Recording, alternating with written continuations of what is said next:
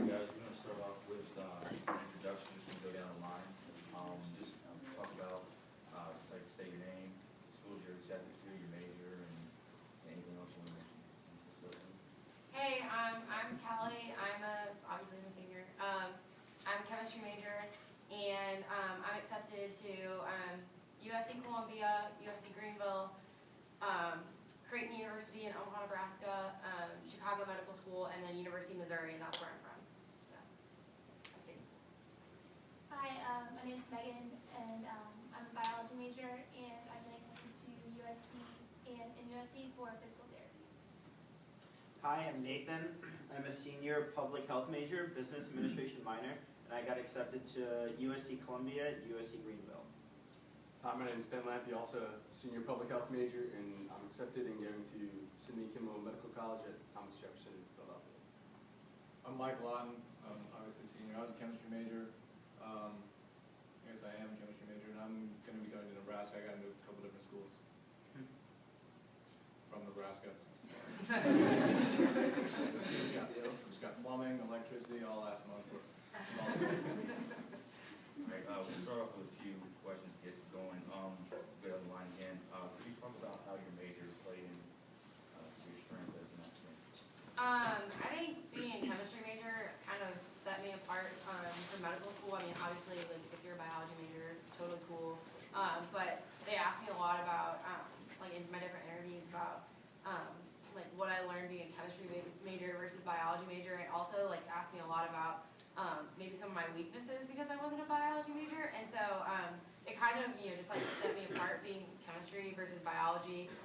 But obviously, any major that you have is fine, and as long as you can talk about why you chose your major and like why, like how it helped you get to where you are, like any major is really good. So for physical therapy, it never came up as what my major was or anything because they just looked at, the prereqs that I had to take. But I think one thing that did stand out was the upper level bias that I took just because of my major that really had nothing to do with physical therapy, but especially like the plant classes and things that broadened just my education made it seem like a more rigorous course load, and I think that was important to show that not only am I taking the prereqs, but at the same time I'm taking higher level science-based classes. And so me being a public health major, actually, that was one of the first questions that I was asked for most of my interviews, because it's different from your normal bio or chemistry or biochemistry. And so for me, I think being a doctor is focusing on microscopic health, while public health is focusing on macroscopic health. And I wanted to get a good understanding of the macroscopic part before I start emphasizing on the microscopic part, on being a doctor itself. So that's the way I explain myself. But if you have a different major than, biochem, biochemistry, just as long as you have a good explanation for it, you should be fine. Yeah, so also being in public health, they obviously wanted to know, like, oh, why did you choose public health, and all the reasons behind that. And so, yeah, whatever major you are, you want to be able to communicate why it is you chose that, and what unique parts of that you bring to the table. So even if, like, your biology major, like, what have you learned particularly in biology that helps you, like, stand out above the rest of the field? And so actually, in one of the interviews where I ended up going to Sidney Kimmel, my physician who was interviewing me had just gotten his MPH, and so we got to connect and talk about public health a lot and like my passion for it, like as a clinician, but also how I want to incorporate public health into my medical practice. I guess, I don't know if I did mention it, but I'm going to school for medicine, medical school. I don't know if I did or not. But I would say just, when you guys are picking your majors, just do whatever you guys like. When you're interviewed, they're going to be like, why are you a chemistry major? And if you come up with some awesome answer like, I love chemistry. My high school teacher was the man, and I just fell in love with it, and that's why I did it. And you can explain and talk about it, and talk about all your cool chemistry professors you ever found. They're going to be like, wow, that's great. This guy knows who he is, he knows what he wants to do. So chemistry was mine, obviously. That's why I use that example, and I love chemistry. But whatever you guys like to do, just make sure you do it. On your way to whatever school you want to do, don't fall out of love with it because you're trying so well. Just enjoy the ride. You guys have any questions about majors and minors? All right, could you go down and talk about your volunteer work and shadowing? What is most important? Yeah.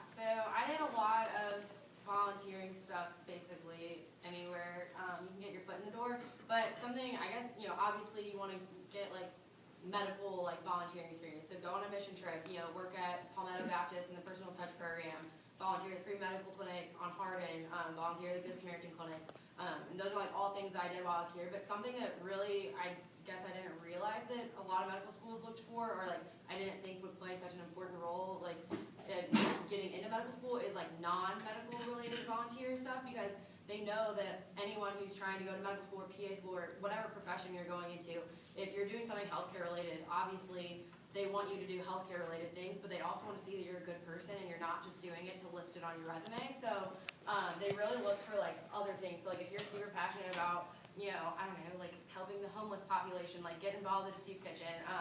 I worked in an orphanage in Honduras for 3 months, and that's something like more so than any of my like medical volunteering. That's what came up in my interviews. People were always like, "Oh, I saw you worked in an orphanage. Like, tell me more about that." And that had nothing related to medicine. Like I taught English at an orphanage. So that's my biggest thing about volunteering is doing something out. Obviously do your medical volunteering because that's super important. And like if you don't have that, you probably won't even like be considered. But you should have like outside other volunteer stuff. And then for shadowing, something that I didn't shadow I didn't shadow like one physician for like 3 months or anything like that. I shadowed a bunch of different specialties for very like short periods of time, like for a day or 3 days or things like that. And a lot of people try to like scare you, oh, you need to have 500 shadowing hours. Like I'm telling you, I did not have anywhere near that. Like I had maybe like 100, and it's fine as long as you can like talk about your experience. And like I think shadowing different specialties is really important because I kind of got to see a little bit of everything, and they talked a lot about that too. They're like, oh, you have a lot of experience seeing different specialties, and so but if you shadow somebody for a long period of time, that's awesome too. But you just really have to be able to like explain why it was meaningful to you. It doesn't really matter how much you do; it's more like quality versus quantity. If that makes sense. So it's a little different with physical therapy, especially because the 2 schools in South Carolina don't interview at all. So it's kind of terrifying because you get accepted based on what you look like on paper. So it's really important to have the wide range of activities. So with shadowing, that's one of the biggest things that they look for, and they look for how widespread you went. It's definitely hard to get in with the hospitals for physical therapy, I think, especially with acute care. So I went a route and I went to a long-term nursing facility, and most of my places that I shadowed, I did like for a week. And so I ranged anywhere from 15 to 30 hours for the week. And one thing you do, you have to make sure you make a connection with the physical therapist there, because a lot of places have PTAs or receptionists or someone else who sets you up with that experience. But make sure you make a connection with the actual physical therapist there, because they not only have to sign off on your hours, but you'll need a recommendation from an actual physical therapist. And so with volunteering, I did a medical mission trip when I was my sophomore year, and I did little activities through organizations. But one thing that I think really stood out was I had more hours than shadowing, more hours than anything else was my volunteer work, and I'm a tutor at St. Andrews Middle School here in Columbia. So I think it was important to show that my volunteer work was in Columbia, where I've been for the last 4 years. It showed that I got involved with my community, and it was tutoring 6th grade math students who were at risk. So they were identified as at-risk youth for dropping out of either middle school or high school, or failing, or had failed multiple times. So not only was it really rewarding and I had a lot of fun, it was easy volunteer work, but that was really, I think, important to how I look on paper. And so for my volunteering, I volunteered somewhat consistently freshman to junior year, and I made sure that the things I volunteered at were things that I really liked, so that when I was asked about them in interviews, I could actually give legitimate answers instead of just volunteering for the hell of it. So I volunteered at Waverly for the first 2.5 years, and so Waverly was good for me because it kind of mirrored the doctor-patient relationship, and that you're acting as kind of like a role model for kids, and you're kind of steering them in the right direction. It's kind of what a physician does. But the biggest volunteer thing that came up during interviews was my medical mission trip to India. And it wasn't actually like medically related stuff that came up. It was, why India? Why did you choose this? And so India's my parents' motherland, my parents' homeland, and I've been going there on and off for the past 15 years. So it holds a special place in my heart, and I was able to talk about that. And through that, I think the interviewers could tell that I was a for real candidate.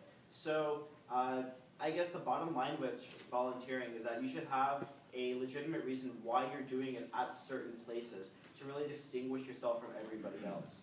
And for the shadowing, I did a lot of my shadowing last summer. So the summer right before I applied, I think I did around 100 or so hours through the MedX Academy. I don't know if anybody's doing that this year. But it was great doing it so close to interview time because I was able to highlight a couple of instances through shadowing that were really important for me, like good things that I saw and bad things that I saw. And I was able to talk about that stuff a lot. And that's, at the end of the day, that's what interviewers want. They don't, it's cool if you have 500 hours of shadowing, but if you don't have any stories or any lessons or repercussions that you learned from the shadowing, they really don't care. So it was good to have the shadowing placed so quickly, so soon to the interviews, and I also shadowed a lot of different varieties of doctors this past summer because it gives you a good taste of all different facets of medicine and maybe gives you an idea of which one you want to go through.